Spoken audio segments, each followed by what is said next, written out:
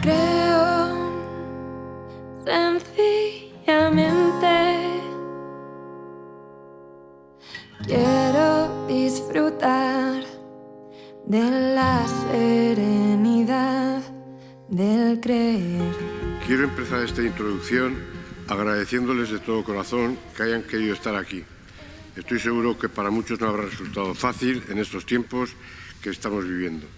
Y también les agradezco a todos los que están siguiéndonos por televisión o por el ordenador. De verdad, muchas gracias a todos. También quiero agradecer a don José Ignacio, obispo de San Sebastián, su presencia en este acto y el apoyo que nos ha querido dar viniendo aquí. Desde 1999, Ayuda a la Iglesia Necesitada edita a nivel internacional este informe que analiza el grado de cumplimiento o respeto de este derecho humano en todos los países del mundo, que son 196, y para todas las religiones. Es el único informe que cubre todos los países del mundo y todas las religiones. Un total de 30 autores y expertos independientes, equipos de investigación de universidades, centros de estudio, etcétera, etcétera, han analizado durante los 2 últimos años cada país del mundo siguiendo unos parámetros objetivos y una metodología precisa.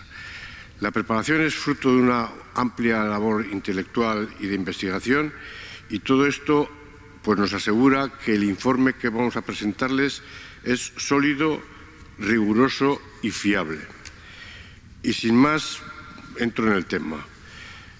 ¿Saben ustedes que más de 5.000 millones de seres humanos viven en países en los que no se respeta su derecho a la libertad religiosa? 5.000 millones de seres humanos viven en esos países. No quiere decir que estén perseguidos, sino que viven en esos países. Aunque el informe analiza todas las religiones, debo señalar desde el principio que es el cristianismo quien, como verán, sufre la mayor persecución. Para nosotros, santiguarse, leer la Biblia, ir el domingo a misa, son cosas que nos parecen normales y cotidianas. En cambio, en muchos lugares del mundo eso no es así. Ser cristiano puede significar que nadie le dé un trabajo digno o que tus hijos no puedan escolarizarse, y en casos más graves, arriesgar la propia vida, ser asesinado, apedreado o terminar en campos de trabajo forzado en los que se ejerce la violencia sexual como arma. Cientos de millones de seres humanos viven así. Este año, además, se ha incluido en el informe un apartado especial dedicado a los efectos del COVID-19 sobre el derecho a la libertad religiosa, y verán que las medidas tomadas en algunos países no estaban exentas de abusos y ataques a su derecho de libertad religiosa. Pero, a pesar de ser ingente, como van a comprobar, las cifras referentes a violaciones de este derecho humano fundamental, son muy pocos los casos que nos llegan a través de los medios de comunicación. En fin, hay una muchedumbre de seres humanos que viven perseguidos o gravísimamente discriminados y necesitan que se conozca su historia, que se conozca su situación y sus necesidades. Si no se conoce, difícilmente se nos ocurrirá rezar constantemente por ellos y ayudarles con nuestro tiempo o nuestra caridad, y mucho menos empezar a revertir la tendencia catastrófica que tenemos actualmente. Por eso, para hablarles de ello, están nuestro señor obispo, monseñor Munilla, y Nieves Barrera, que se ha desplazado desde Madrid para hacerles llegar esta presentación. Como sé que muchos de ustedes no conocen Ayuda a la Iglesia Necesitada, vamos a empezar con un brevísimo vídeo en el que en poco más de un minuto se les dará una idea, y seguidamente Nieves nos hablará de las principales conclusiones del informe de Libertad Religiosa 2021. Marginación, escasez, persecución. Hoy como ayer, innumerables cristianos sufren por seguir a Cristo. Lo vemos con dolor en Siria, Irak, China, Nigeria y tantos otros lugares. Allí, ayudándoles a llevar su cruz, está Ayuda a la Iglesia Necesitada.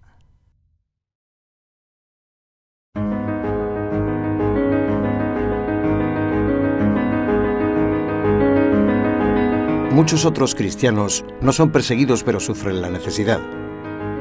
Hay comunidades sin recursos ni materiales ni pastorales. Faltan sacerdotes, necesitan iglesias. Cada año, gracias a sus benefactores, Ayuda a la Iglesia Necesitada financia más de 5.000 proyectos tales como reconstrucción de iglesias, formación de seminaristas, transporte o materiales catequéticos.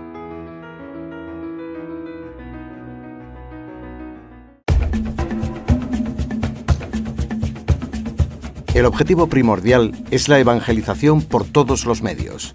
Ayuda a la Iglesia Necesitada ha distribuido millones de catecismos y Biblias. La fe en el papel y en las ondas.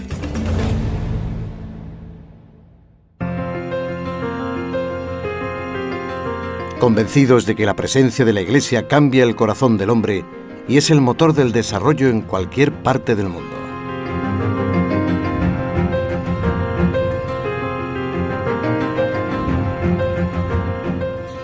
Ayuda a la Iglesia Necesitada quiere informar de la necesidad de nuestros hermanos en la fe, sostenerles en la oración y ayudarles en lo material. ¿Te sumas a esta historia?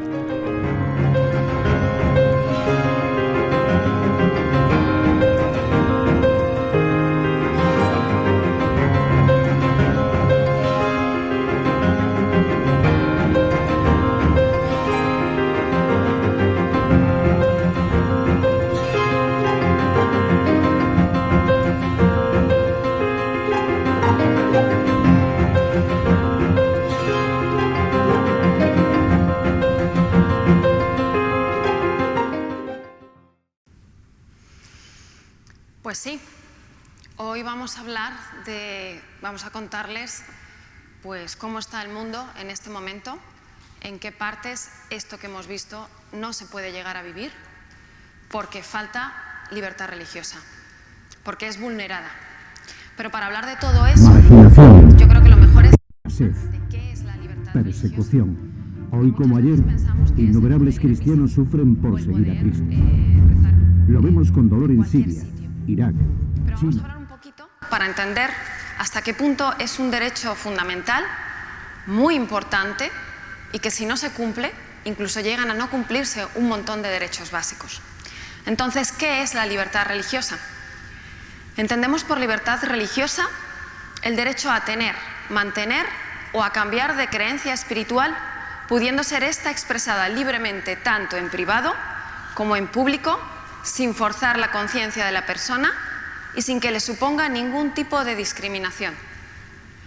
Es decir, derecho a elegir la religión y derecho a vivir la fe.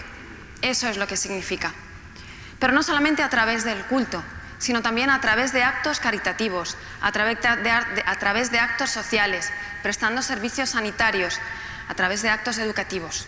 Eso es la libertad religiosa. Como es tan importante, tiene un amparo legal, porque muchas veces a lo mejor no lo sabemos, pero en primer lugar, la libertad religiosa se recoge en la Declaración de los Derechos Humanos, en el artículo 18 expresamente. Es un camino para todos aquellos, tanto cristianos como no cristianos, está recogido. ¿Y qué dice? Que la libertad religiosa tenemos derecho a tenerla, mantenerla o a cambiar de creencia espiritual sin que nadie nos lo impida. El 19 de diciembre de 2008, la Asamblea General de la ONU adoptó una resolución que condena la difamación a las religiones. El 22 de febrero de 2011, el Consejo de Ministros de Exteriores de la Unión Europea ha aprobado la condena de la persecución a los cristianos. En España, la Constitución de 1978 consagra la igualdad de todos los españoles ante la ley sin discriminación alguna por razón de nacimiento, raza, sexo, religión, opinión o cualquier otra condición o circunstancia personal o social, y garantiza la libertad ideológica, religiosa y de culto de los individuos de las comunidades sin más limitación. En los países occidentales esto se percibe como un derecho, en los países democráticos occidentales. ¿Por qué es tan importante? Hay que tener en cuenta que la libertad religiosa es un derecho raíz. Si la libertad religiosa no se cumple, si se vulnera, si se limita, hay muchos otros derechos que no se llegan a cumplir. Bernardo Cervellera, anterior director de Asia News, decía que es necesario defender la libertad religiosa, que es la prueba de que todos los demás derechos humanos se cumplen. Si no hay libertad religiosa, antes o después no habrá libertad de mercado, ni de comercio, ni fraternidad, ni solidaridad en el mundo. Y precisamente hoy, ante la crisis económica que estamos viviendo, es precisamente más necesaria que nunca. Pero no queremos quedarnos solamente en lo legal. Queremos ver, y es desde el principio lo creemos así, la Iglesia la defiende, porque la Iglesia nos indica que la libertad religiosa forma parte de la dignidad humana. Es un bien precioso para toda la sociedad y para todas las personas. De hecho, el Concilio Vaticano II dedica la Declaración Dignitatis Humanae expresamente a la libertad religiosa, y en ella se entiende muy bien este concepto. En ella se dice que el derecho a la libertad religiosa está realmente fundado en la dignidad de la persona humana, tal y como se la conoce por la palabra revelada de Dios y por la misma razón natural. Este derecho de la persona humana a la libertad religiosa ha de ser reconocido en el ordenamiento jurídico de la sociedad, de tal manera que llegue a convertirse en un derecho civil. También San Juan Pablo II habla de la libertad religiosa en una conferencia, en el acta de la conferencia que dio a los jefes de gobierno en Helsinki en 1988, y decía lo que implicaba. Es muy interesante escucharlo, porque decía así: en el plano personal, ¿qué implicaba? La libertad de adherirse o no a la fe católica y de difundirla entre los que no la conocen, de difundirla. La libertad de cumplir individualmente o colectivamente, en privado o en público, actos de culto, así como de disponer de los necesarios templos y otros lugares sagrados. La libertad de los padres a educar a los hijos según las convicciones religiosas. La libertad de los creyentes de gozar de asistencia religiosa donde quiera que se encuentren, en particular en lugares de asistencia médica, hospitales y clínicas, y en otras instituciones oficiales, cuarteles, cárceles, etc. La libertad de no ser obligados a cumplir actos contrarios a la propia fe, así como de no sufrir a causa de su fe religiosa limitaciones de derecho o discriminaciones en los diversos aspectos de la vida. Eso en el plano individual. Y en el plano comunitario dice: la libertad a tener una propia jerarquía, la libertad de la Iglesia como tal y de las demás legítimas confesiones que lo necesiten a tener una propia jerarquía interna, a nivel internacional y universal. La libertad de los obispos, en el caso de la Iglesia Católica, y de otros superiores eclesiásticos, de ejercitar libremente el propio ministerio en todas sus varias dimensiones e institucionales, y de comunicar con la Santa Sede entre sí y con los propios fieles. La libertad de tener centros de formación religiosa y de estudios eclesiásticos en los cuales puedan ser libremente acogidos y formados los candidatos al sacerdocio. La libertad de recibir y publicar libros de carácter religioso. La libertad de anunciar y comunicar la enseñanza de la fe y de la moral católicas en materia social dentro y fuera de los lugares de culto, en los medios de comunicación. La libertad de realizar actividades educativas, de beneficencia y de asistencia que permitan poner en práctica los preceptos religiosos y la caridad cristiana, especialmente con los hermanos más necesitados. ¿Cuántas veces vamos a ver países en los que, y cuántas veces ayuda a la Iglesia necesitada, ayuda a países en los que todo esto no se puede dar? Y se preguntarán por qué es tan importante para ayuda a la Iglesia necesitada hablar de este derecho, de la libertad religiosa, de cómo se puede vulnerar. Pues es que va directamente ligado a nuestra misión. Ayuda a la Iglesia necesitada, de los proyectos que realiza, el 80% de los proyectos se dedican a la ayuda pastoral y el 20% se dedica a la ayuda a los cristianos perseguidos. El carisma de la Fundación es la evangelización. Si no hay libertad religiosa, no podemos llevar a cabo esa evangelización. ¿Qué es lo que pasa cuando falta esa libertad religiosa? La libertad religiosa, que está intrínsecamente ligada a la dignidad humana y a la persona, si no te permiten vivir tu fe, no te permiten ser lo que eres, ser tú mismo. Si a la Iglesia no le permiten vivir la fe, llevar a cabo la evangelización, llevar el Evangelio al mundo, no le permiten ser ella misma. Y nuestros proyectos están dedicados precisamente a que la Iglesia pueda realizar esta labor. La labor de expresar la fe a todo el mundo. En realidad es llevar a cabo la labor para que la verdad pueda llegar a todos. ¿Qué vemos? Que es un derecho humano que está en caída libre. En este momento hay muchísimas circunstancias que marcan que la vulneración de la libertad religiosa está aumentando. ¿Y por qué? Porque cada vez se vulnera más la relación trascendental del hombre con Dios. Cada vez se castiga más esta relación y se impide cada vez más la relación del hombre con Dios. ¿Por qué motivo? Pues depende de los agentes, de los actores de esta vulneración. Tenemos varios actores, están los totalitarismos, países con gobiernos totalitarios que quieren el control, tenemos radicales islámicos que quieren imponer su fe, tenemos nacionalismos étnico-religiosos que quieren imponer una forma de decidir quién es un buen ciudadano, y tenemos un nuevo factor en este informe, que son los países que están en observación, que iremos viendo a lo largo de la presentación. Son grandes poderes que lo que quieren es controlar todo. Vamos a ver ahora con datos lo que hemos ido estudiando de todos estos años, desde el 2018 hasta ahora. El informe ha ido haciendo todo este estudio, como nos han comentado, con una serie de personas especialistas en el tema y que han sacado una serie de datos. ¿Qué es lo que ocurre? Pues miren, después de todo este estudio, son personas que han seguido 30 criterios objetivos, universidades que han colaborado en este estudio, bueno, pues llegan a la conclusión de que la situación cada vez va a peor. Han estudiado 196 países y lo que han visto es que en 62 países se viola la libertad religiosa. No quiere decir que todas las personas que vivan en esos países las atacan por esto, pero que ahí no se puede vivir la libertad religiosa plenamente. De estos 62 países, 36 sufren discriminación. Es un paso previo que va poco a poco, te van quitando tus derechos, etcétera, etcétera. Y 26 países sufren persecución, una persecución que cada vez está siendo más violenta. Una persecución que cada vez va haciendo más daño.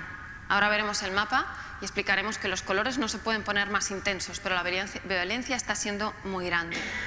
Es decir, que en 1 de cada 3 países en el mundo no se respeta la libertad religiosa.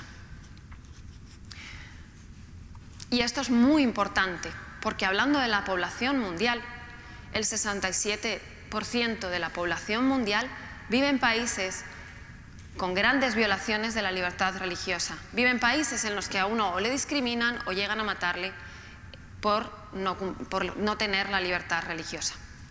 En muchos de ellos, las minorías religiosas son las más atacadas. Es lo que decíamos, no es que todas las personas de ese país sean atacadas, sino que determinadas religiones son atacadas en estos países. Tenemos aquí un mapa, es el que llamamos el mapa de la impunidad, el mapa del dolor, el mapa de los que no hacen por defender este derecho, un poco el mapa de la vergüenza, ¿no? Se parece demasiado al que había hace 2 años, demasiado. Pero ha aumentado el número de países, hay 9 países nuevos que están sufriendo violaciones sobre la libertad religiosa, y en los países en los que ya había, en muchos de ellos ha aumentado muchísimo. Lo que les decía, el rojo ya no se puede intensificar más, pero realmente hay la fuerza de la falta de libertad religiosa es cada vez mayor. Y es el mapa de la impunidad, de la denuncia, de todo lo que nos falta por hacer. No siempre es cuestión de mandar ejércitos. Hay muchos pasos previos. Hay que hacer algo, ¿no? Hay muchas cosas que se pueden hacer antes. Y si empezamos reconociendo estos derechos del que hemos hablado, si se empiezan a reconocer, entonces ya es un paso para ese cambio. Sería el paso para el final de este mapa.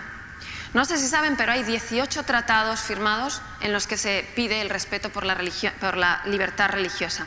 En muchos países de los que salen en el mapa lo han firmado, pero no lo cumplen. Se olvidan de que hay que cumplirlo.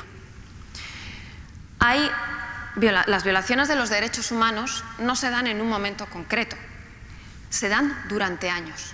el yihadismo islámico no llega en un momento sin más, sino que se va dando poco a poco. Para que lo entiendan bien, la libertad religiosa, la falta de libertad religiosa es, imagínense, una casa con tejas. Entonces van quitándonos derechos. Cada uno de esos derechos o de esas situaciones en las que nos impiden vivir la fe es una teja. Un día nos dicen que no podemos poner signos religiosos en los colegios. Otro día nos dicen y nos quitan una teja, nos dicen que no podemos tener símbolos religiosos en las calles. Otro día nos quitan otra teja, la teja de que no podemos vivir la fe en público. Y así poco a poco van quitando uno a uno los derechos. Muchas veces miramos y bueno, se ha caído una teja, ya lo arreglaré. O se ha caído, ya lo arreglaré. Pero llega un momento en el que se han caído muchas tejas y cuando llega la tormenta ya no podemos hacer nada. Nos cae la tromba de agua encima. Eso es lo que pasa con la libertad religiosa. Va tardando años en llegar. Entonces lo que hay que hacer es ver qué es lo que va sucediendo. ¿Y por qué la impunidad? Porque muchos de los agentes que están en estos países, de los que no respetan la libertad religiosa, los que les decía antes, lo que pretenden es acabar con la libertad de pensamiento, la libertad de conciencia. Y la religión muestra esa realidad. El hombre busca la verdad, el hombre busca a Dios. Y la religión es esa relación trascendental con Dios. Entonces, lo que quieren hacer es controlar esa libertad de pensamiento. Y hay un encarnecimiento en contra de estas personas que buscan la verdad. Hay gente que realmente busca a Dios y lo busca intentando traer el amor, la convivencia, la paz. Bueno, pues van directamente en contra de todas estas personas porque no pueden controlarlo en muchas ocasiones. Decíamos que por un lado tenemos los totalitarismos que controlan el pensamiento, que controlan a la población, el extremismo islámico, que ¿qué quiere hacer? Conseguir recursos y conseguir territorios. O también los nacionalismos étnico-religiosos, es la búsqueda de una identidad, los supremacistas etnorreligiosos. Y todos utilizan la violencia y la violencia sexual como arma. Van poco a poco aumentando según va creciendo esta falta de libertad y llegamos a situaciones verdaderamente dolorosas. Hemos visto, como les digo, en este mapa, que es el mundo está que arde, si se dan cuenta, ¿no?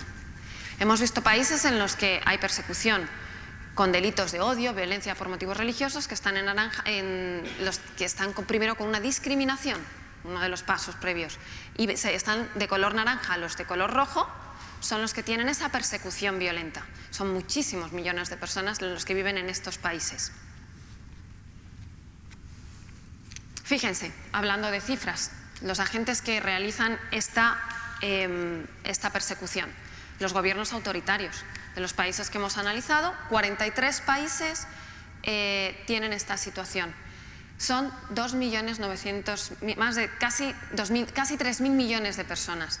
El extremismo islamista está en 26 países, más de 1.000 millones de personas. Y los nacionalistas étnico-religiosos están en 4 países, pues más de 1.000 millones de personas. Como decíamos antes, más de 5.000 millones de personas están sufriendo estas circunstancias. Y en algunos países tienen 2 de estas circunstancias a la vez. Se junta el gobierno autoritario, un extremismo que se va mezclando y va aumentando toda esta violencia potencial. ¿Qué vamos a hacer? Pues hoy vamos a ver en las diferentes zonas cómo está sucediendo. Y si les parece, vamos a empezar por la zona de África. Vamos a poner un vídeo de qué es lo que está pasando actualmente. Nuevo campo de batalla del yihadismo.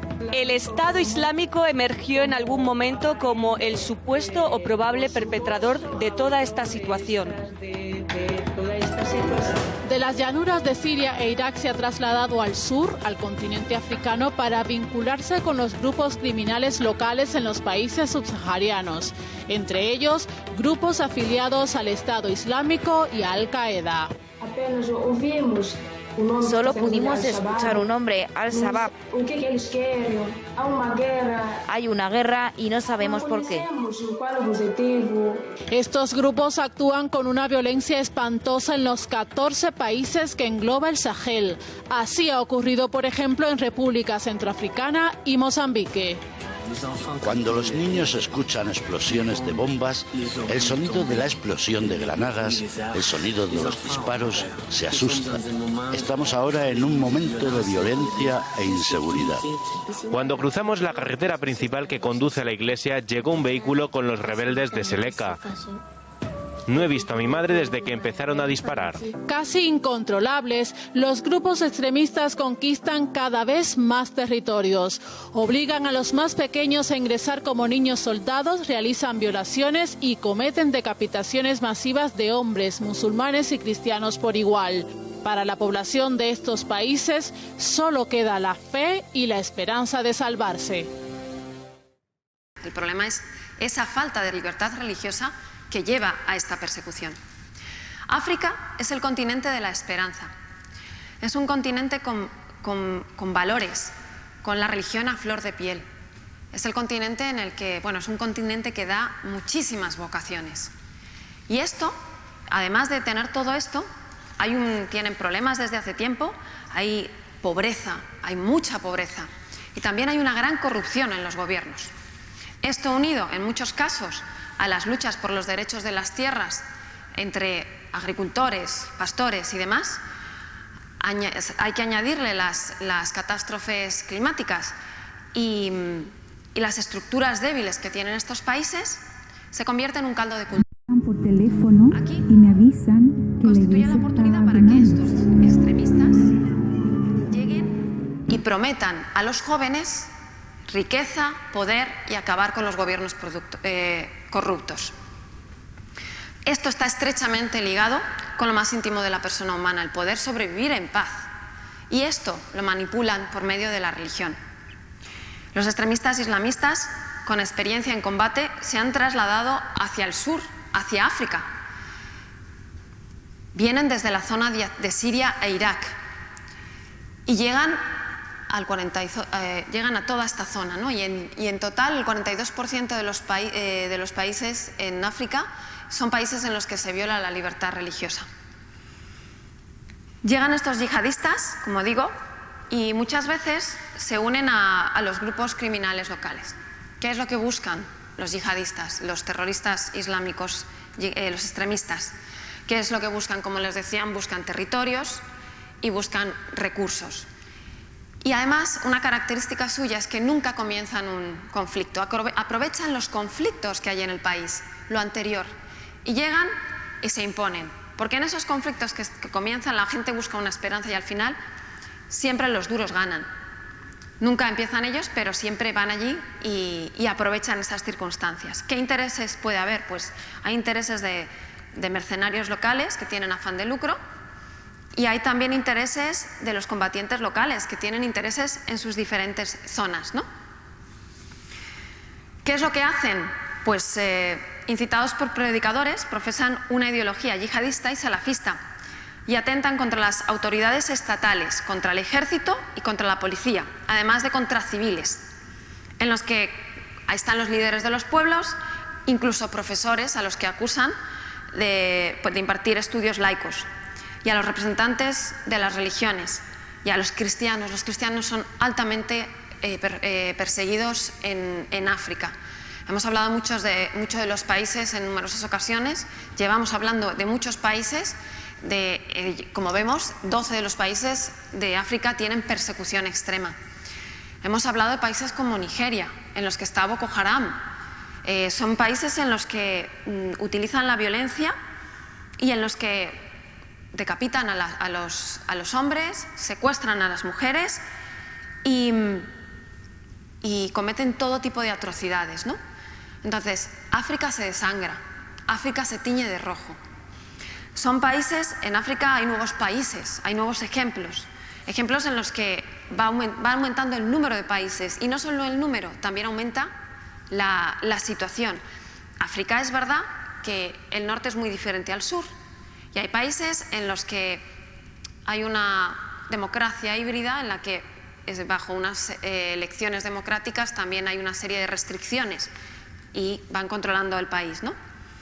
Pero hay que tener en cuenta también que dentro de África los cristianos tienden a convertirse cada vez más en un objetivo específico de los terroristas que pretenden eliminar el pluralismo social y religioso característico de la región.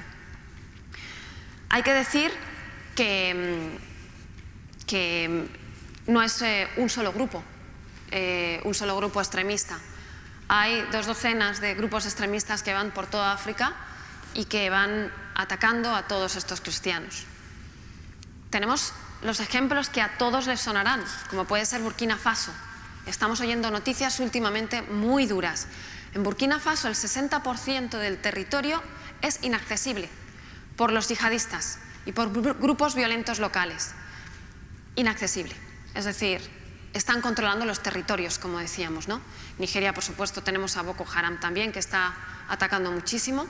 Y otro de los ejemplos es Mozambique. Estamos viendo que se está elevando muchísimo la violencia en este país. ¿Y qué es lo que han hecho? Han conquistado puertos en Mozambique. De esta manera conquistan las zonas en las que están los yacimientos de gas. Volvemos a lo mismo. Están conquistando recursos, ¿no? Pues aquí en Cabo Delgado, más de 2.500 civiles en los 3 últimos años han sido asesinados por un grupo afiliado al mal llamado Estado Islámico. ¿Qué es lo que se quiere?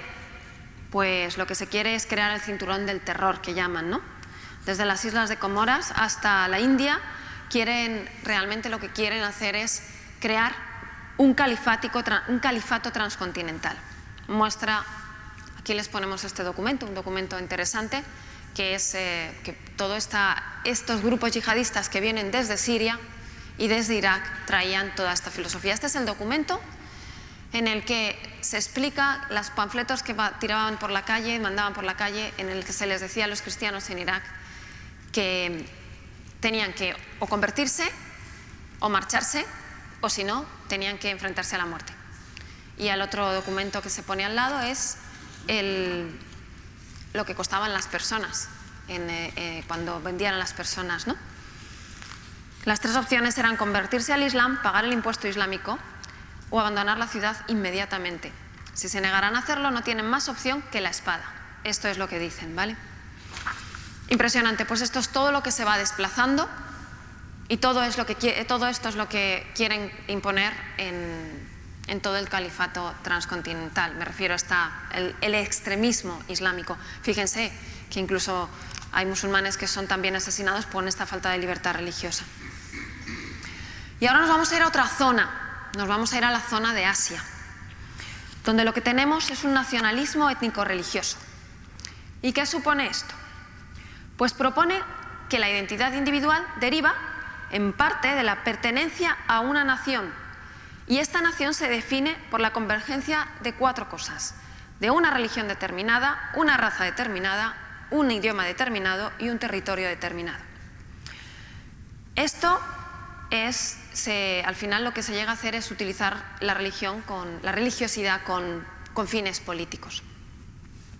El ejemplo más claro es la India, donde en todos estos también hay una grave marginación de todas las minorías, de los cristianos, por supuesto, y todo surge también de un intento de dar formas sólidas de pertenencia en un mundo en el que estamos con continuos y grandes cambios. La persona busca pertenecer a algo, una identidad, ¿no? Entonces, el primer ministro Narendra Modi en la India, el Bharatiya Janata Party, es el partido que regresó al poder tras una victoria en unas elecciones en el 2019, hace un llamamiento a un movimiento de nacionalismo hindú con décadas de antigüedad.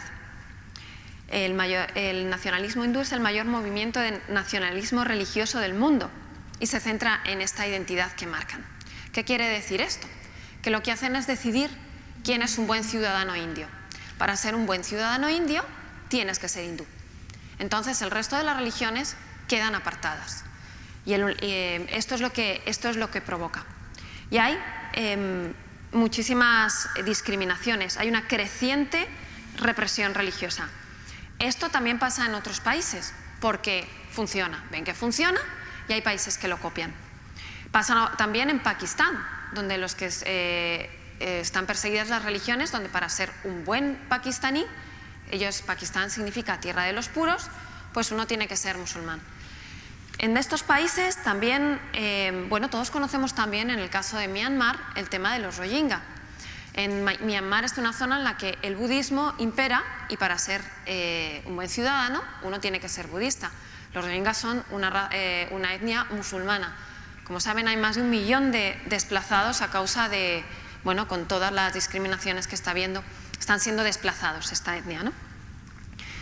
Y todo esto, pues ven que funciona. ¿Qué es lo que utilizan? Bueno, pues lo que utilizan sobre todo son las conversiones forzosas. ¿Y cómo llegan a estas conversiones forzosas? Pues con la discriminación y con el miedo a que hagan daño a las personas. Muchas veces la violencia la utilizan como diciendo, bueno, o te conviertes o tomamos represalias. Pero además, las mujeres y las niñas son objetivo de estas represalias. ¿Qué es lo que ocurre? Que allí, en Pakistán, si una persona se convierte toda la familia, en la India igual. Entonces, saben muy bien cómo tratar este tema y pues se amenaza. O te haces o eres un buen ciudadano y te conviertes, o tendremos represalias. Y por el miedo a que ataquen a las familias, ataquen a las personas, pues a veces pasa esto, ¿no? Y esto es lo que utilizan, la fuerza y la violencia. Llegamos a la conclusión de que son leyes que no te permiten cambiar de religión tampoco. Ya no solamente cambiar, o te conviertes o tampoco te permiten cambiar de esas religiones predominantes a otra religión.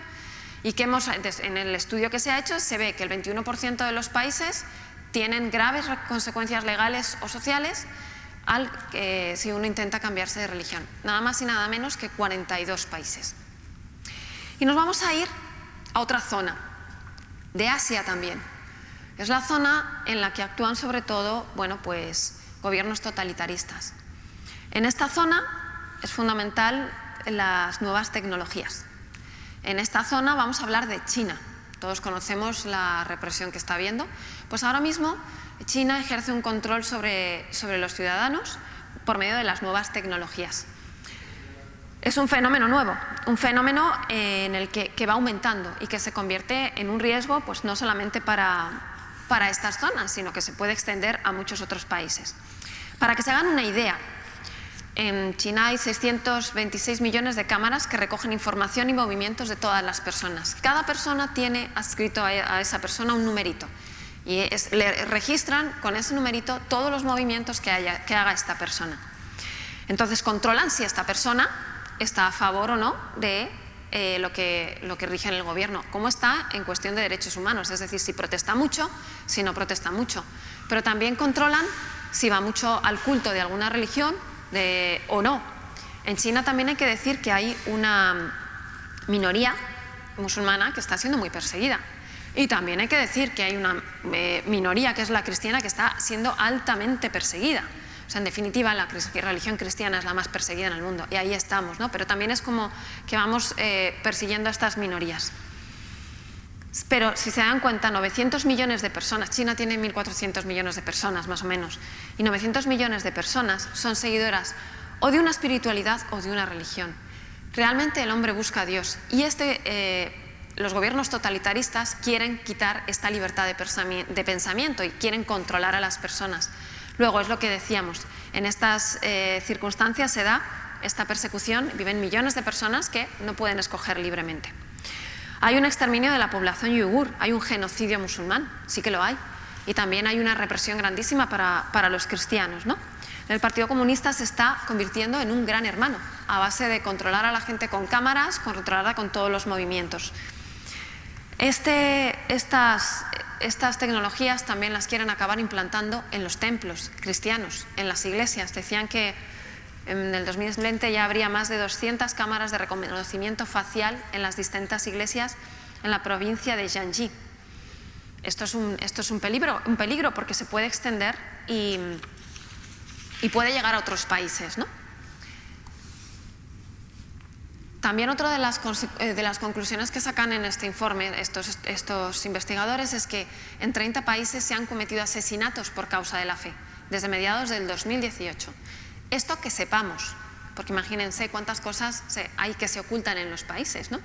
Cuántos datos no se dan en los países. Esto que sepamos. Imagínense en Corea del Norte, donde también se está exterminando y persiguiendo a los cristianos, ¿no? Pero vamos a ir hacia otra zona. Vamos a ir hacia la zona de América Latina. Esta es una novedad porque por primera vez hemos metido estos países en los que aparecen también en nuestro mapa. Son países en los que lo que se ve son señales de alerta. Hay señales que nos indican que tenemos que estar atentos porque empieza a haber una cierta violencia. Aumentan los ataques a las iglesias de culto. Por un lado tenemos también, hablamos de Cuba, de Nicaragua y de Venezuela. Son países en los que vemos que la iglesia está siendo atacada. Acuérdense, es decir, tuvimos una campaña de Nicaragua en la que veíamos que la iglesia con todas las protestas fue totalmente atacada, destruían templos, atacaban a la gente, etcétera, etcétera, ¿no? Y en Venezuela, ¿qué estamos oyendo de lo que pasa en Venezuela? En Venezuela la iglesia no puede actuar libremente, están siendo vigilados porque hay miedo a que denuncien o hay miedo a que cuenten lo que está pasando. Pues la iglesia en Venezuela también se siente discriminada, ¿no? Son países en los que hay luces de alarma porque en principio tienen los valores democráticos, se supone que están siendo reconocidos, pero hay, como les decía, ataques a las iglesias, un laicismo exacerbado, un odio brutal contra la iglesia y no se le permite a la iglesia esa seguridad totalmente garantizada. Vamos a ver el caso de Chile, vamos a ver un vídeo que nos cuenta, pues lo que le decía, hace poco han sido casi 60 iglesias fueron atacadas en Chile. Vamos a ver directamente qué es lo que pasó. Me llaman por teléfono y me avisan que la iglesia está quemándose. En media hora ya las llamas cubrían la iglesia, me quedé estupefacta. Mucha gente celebrando, con banderas, ya cantando, esperando que la torre se cayera. Y había otro grupo de las caras que yo veía de algunos vecinos de la impotencia. Yo lloraba, yo decía, Dios mío, ¿qué está pasando?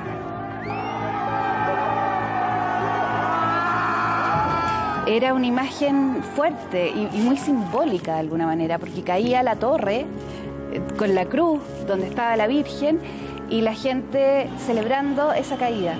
Para mí fue muy fuerte esa imagen, de ver este odio de alguna manera y la gente celebrando algo que para tantas personas significaba un dolor grande.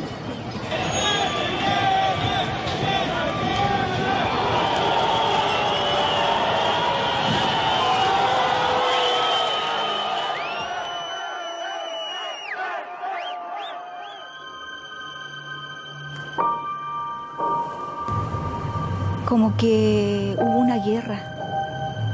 Y esta vez fue con mucha más violencia. Trataron de destrozar lo más que pudieron. Y ahora todo hecho ceniza, todo quemado, todas las vigas quemadas.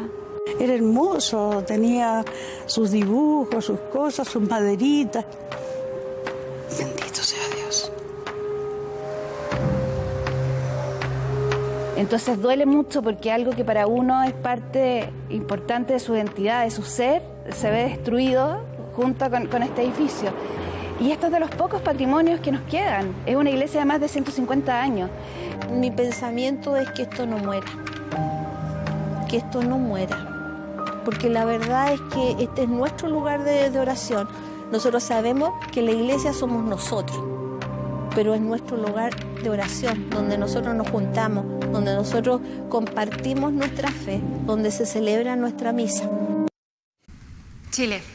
Esto ocurría en un país en el que supuestamente se vive una democracia y lo que dicen, cuánto odio había a la iglesia, celebraban, parecía una guerra. Si no nos dicen que es Chile, podemos pensar que es Irak.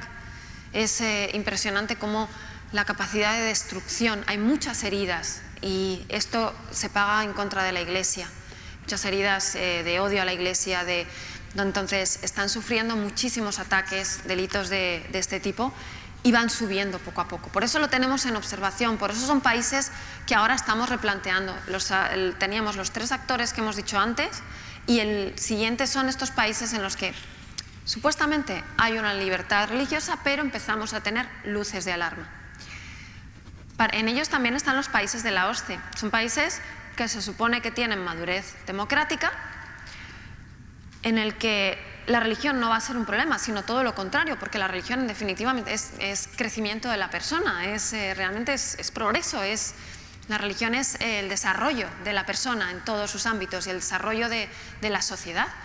Pues en estos países hay una persecución que está siendo lo que el Papa Francisco llama persecución educada. Es una persecución en la que, en aras de otros derechos de libertad, se van imponiendo una serie de leyes en las cuales no se permite, se exige el cumplimiento de determinadas cosas que van en contra de la religión de cada uno. Esto lo van a entender muy bien en cuanto les diga que, por ejemplo, la libertad de conciencia por motivos religiosos no está protegida. Es decir, cuando hablamos de eutanasia, cuando hablamos de aborto, cuando hablamos de un montón de leyes que se empiezan a imponer en aras a que todo el mundo sea libre de elegir lo que quiera, ¿no? Entonces, son leyes que se tienen que cumplir con obligatoriedad y que chocan con el derecho a la libertad religiosa de los ciudadanos. La libertad también a elegir la educación. Y ya digo, en aras de vamos a defender otro tipo de derechos. Como siempre hemos dicho desde el principio, si no se defiende la libertad religiosa, muchos derechos van a acabar sin defenderse después. Es el inicio de la pérdida de todos esos derechos. Y hay muchos países en los que está ocurriendo esto, ¿no? Son países en los que realmente es una falsa libertad, y es esa persecución que les comento que va poco a poco. Esto también, uno de los avances legales que se da en toda esta legislación que se va creando sobre igualdad o delitos de odio son las leyes que tipificarían como delito actos que se podrían presentar como contribución a la agitación del odio. Si amplían la definición de odio, supone una grave amenaza para el ejercicio del derecho fundamental de la libertad religiosa, así como para el ejercicio de la libertad de expresión. Esto es lo que supone esta interpretación radical del laicismo, ¿no? Al final lo que quieren es relegar el cumplimiento, la vivencia de la fe de las religiones y confinarlo a lo privado y a lo individual. Y al final eso es no poder tener libertad religiosa, y estamos vulnerando la libertad de culto, la libertad de expresión, la libertad de agrupación, un montón de derechos, ¿no? Otra de las cosas que son nuevas en este informe y que tenía que estar es el impacto de la situación de la COVID-19 en la libertad religiosa. Ha impactado mucho, y vamos a ver en todos estos actores, en todas estas zonas. Por un lado, ha habido una estigmatización religiosa en la que se ha acusado a determinadas religiones de ser los causantes del COVID. Se ha acusado a judíos de que han sido los que han iniciado esto, y se les ha castigado, se les ha acusado tremendamente, ¿no? Se les estigmatiza, entonces ya eso provoca una discriminación. Por otro lado, hay un incremento del yihadismo. El yihadismo ha aprovechado esta situación. ¿Y qué es lo que ha hecho? Pues hay determinadas zonas en las que los grupos extremistas, como el gobierno ha ido a controlar otras circunstancias que ha provocado la COVID, ha dejado algunas zonas sin protección o sin poder atender, y estos yihadistas han llegado y se han establecido mucho más. Hay determinadas zonas que han llegado a controlar, hay mucho más reclutamiento, entonces han aprovechado estas circunstancias de, pues eso, como que ya no tienen toda la protección que tenían antes y han llegado a estas zonas imponiéndose. Los regímenes autoritarios han utilizado la pandemia para imponer mayores restricciones a la práctica de la religión y cerrar, incluso en algunos países con gobiernos totalitarios, cerrar las webs en las que se vivían los ritos religiosos, los servicios religiosos, ¿no? Otra de las consecuencias es la negación de la ayuda humanitaria. Para que se hagan una idea, en Pakistán a los cristianos, que están considerados minoría, gente de segunda categoría, y pues se les ha discriminado y no se les quería dar la ayuda básica médica para el tema de la COVID. Se les negaba la ayuda de mascarillas, de geles, de todo lo básico. Algo que hemos vivido también nosotros, la falta de muchas cosas, pues ellos imagínense que por ser cristianos se les ha negado todo esto, ¿no?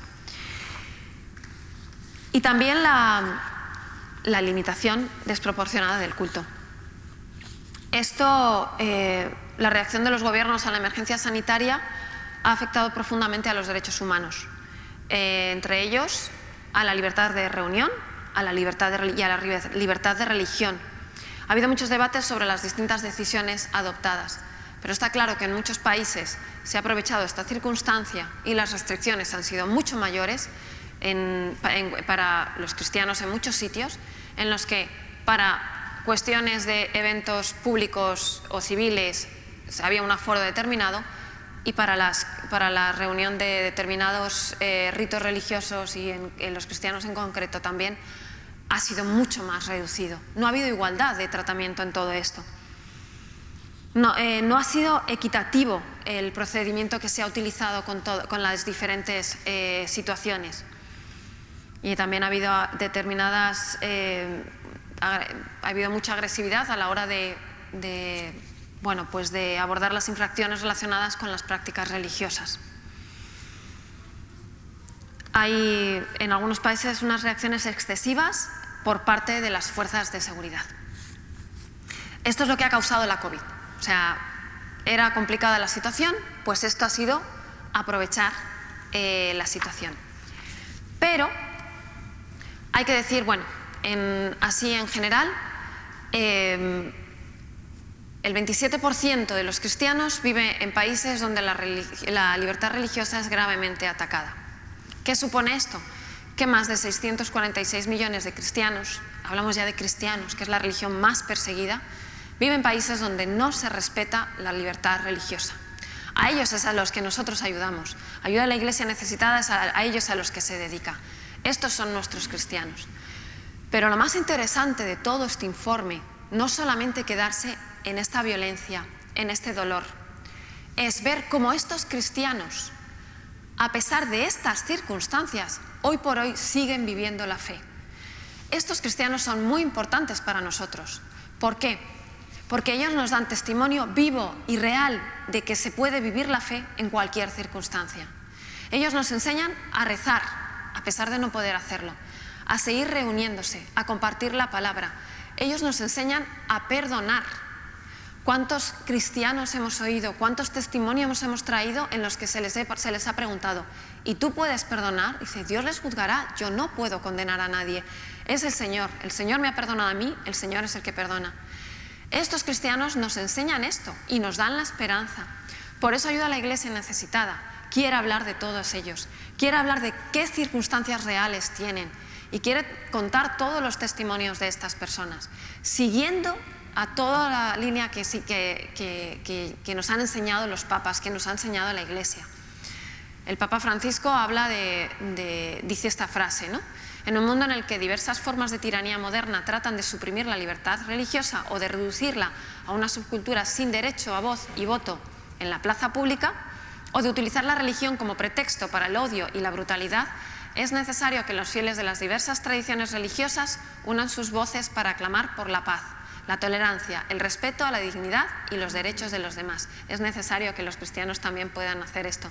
Es necesario comunicar que no está respetándose la libertad religiosa, porque en el momento en que comunicamos, a nadie le gusta ser señalado con el dedo, a los que la vulneran tampoco. Eso ya es un gran paso, y es un gran paso para poder permitir que la Iglesia pueda ser la Iglesia en cualquiera de estos países. Por eso son tan importantes para nosotros, por eso publicamos este informe y por eso llevamos a cabo esta labor desde hace más de 70 años de ayuda a los cristianos perseguidos por su fe, que en definitiva son nuestra esperanza.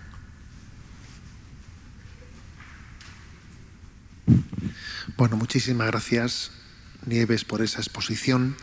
En la diócesis, pues este informe bianual que presenta Ayuda a la Iglesia Necesitada, pues lo hemos seguido, hemos tenido oportunidad los últimos informes de poderlos presentar, de poderlos compartir. Ellos luego suelen tener, no sé si en esta ocasión, tal y como estamos, va a tener edición de papel, o en esta ocasión va a ser de soporte informático, porque la verdad es que suele ser un libro un poco listing telefónico, bastante amplio, y también tiene su soporte informático para poder ir leyendo con detenimiento, nación por nación, lugar por lugar, la situación. Bueno, yo creo que este informe tiene algo de reivindicación, de suscitar conciencia en nosotros de lo que acontece en el mundo, reivindicación de un derecho, de la libertad religiosa, pero como Nieves ha apuntado, ¿no?, también en gran medida creo que tiene mucho de concienciación y de admiración hacia los cristianos que son perseguidos, agradecimiento por su testimonio de fidelidad, porque creo que su situación nos hace un gran bien a nosotros. En medio de nuestra indiferencia, de nuestro relativismo, su testimonio de fidelidad a nosotros nos enriquece. Yo suelo citar con frecuencia, los que me conocéis me lo habéis escuchado más de una vez, ¿no?, una conocida sentencia de San Agustín, que él dice, ¿no?, de dos maneras ataca el mundo a los seguidores de Cristo: los halaga para seducirlos o los atemoriza para doblegarlos, ¿no? Yo creo que nosotros estamos fundamentalmente en la primera, nuestro gran riesgo es la mundanización, y en la medida en que no cedemos a esa forma de ataque, ¿no?, que es el de ser mundanizados, el de ser absorbidos por el espíritu del mundo, luego suele venir la segunda parte, ¿no?, que es más bien el del ataque frente a la libertad religiosa, ¿no?, para doblegarnos. Pero me parece que el testimonio de los cristianos perseguidos nos está poniendo ante la importancia, ante la conciencia de decir que ser cristiano es ser sal, y la sal, si la sal se vuelve sosa, ¿con qué la sal hará el mundo, no? Y uno aprecia mucho más el don de la fe al ver que otros han sido capaces de jugarse la vida por ella, jugarse la vida por esa fe.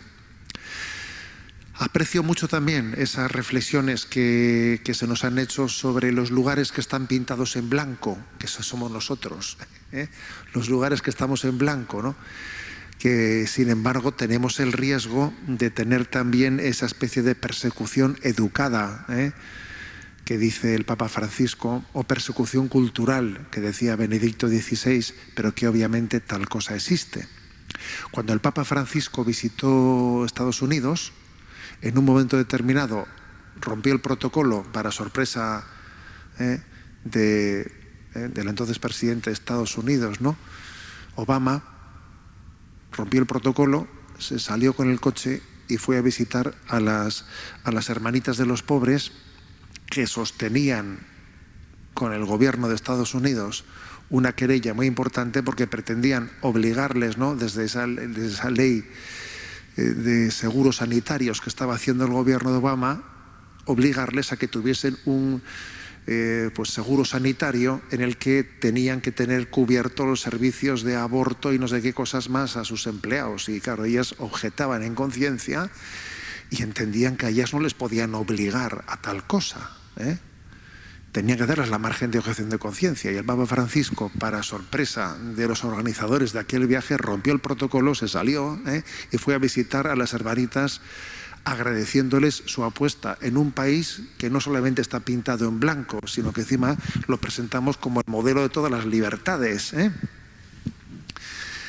Bueno, hay que decir que esas grandes luchadoras ganaron en el Tribunal Supremo, ganaron, fueron unas valientes, las hermanitas de los pobres, ¿no?, que enfrentarse desde su pequeñez, enfrentarse ante esa especie de gran reto internacional, ¿no? Pues la verdad es que es la historia de David frente a Goliat. Pero yo creo que tenemos que creer en el derecho a la libertad religiosa, porque es que en el fondo es creer en la libertad de conciencia. Libertad religiosa y libertad de conciencia es una misma cosa. O si quieres todavía, hasta le puede faltar una palabra. Con decir libertad, eso es como lo de solo Dios basta, que decía Santa Teresa. Solo Dios, que decía el hermano Rafael, te lo digo con una palabra menos. Y si quieres con Dios ya es suficiente, ¿no? O sea, con decir libertad, pues ya lo hemos dicho todo. Bueno, muchísimas gracias, ¿no? Muchísimas gracias por esta presentación. Y vamos a, si os parece, a orar con esta oración que nos han dejado en la estampa. Oración por los cristianos perseguidos. Os invito a que os unáis a mí y hagamos conjuntamente esta oración.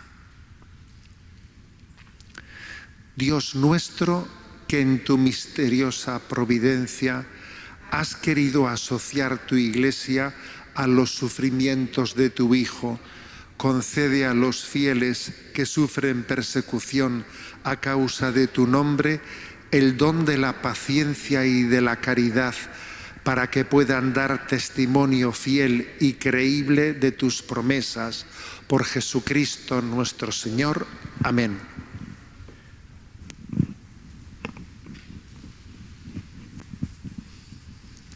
Bueno, pues hemos llegado al final y como hemos visto, hay millones de mujeres y hombres que viven su fe de una forma verdadera, que no la dejarían por nada, ni por poder, ni por dinero, en países en que hemos visto limitan la libertad de culto. Nuestros hermanos cristianos y perseguidos han encontrado lo mejor, el sentido de su vida, la razón de su existencia y la fuente de su felicidad. Lo tienen todo y nadie se los puede arrebatar, dan la vida. Estos son los cristianos mártires de la fe en el siglo XXI que nos hacen interrogarnos, preguntarnos por la razón de nuestra fe. Nosotros, cristianos de Occidente, los necesitamos. Los necesitamos para saber que hoy la fe se hace carne presente y verdadera en cada rincón del mundo, como hemos visto en esta presentación del informe de libertad religiosa. La única razón por la que existe esta Fundación de Ayuda a la Iglesia Necesitada es para apoyar a estos hombres y mujeres, a estas comunidades minoritarias, pobres, marginadas, perseguidas hasta la muerte, como hemos visto en los 5 continentes. Les sostenemos en su dura circunstancia para que continúen siendo los testigos de la fe y de la esperanza en sus países. ¿Cómo? Mantenemos a esos sacerdotes, a esas religiosas, formamos a seminaristas, por ejemplo, a los miles de seminaristas que hay en Kenia, que es el mayor lugar de vocaciones de toda África. Reconstruimos las iglesias destrozadas por el Daesh en Irak, como hemos visto recientemente en el viaje del Papa Francisco a Irak.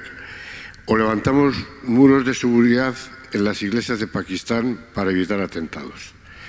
Ayuda a la Iglesia Necesitada apoya a los laicos y a todos los catequistas, que luego son los que animan a las pequeñas comunidades que se reúnen casi en la clandestinidad, como pasa en este momento en India.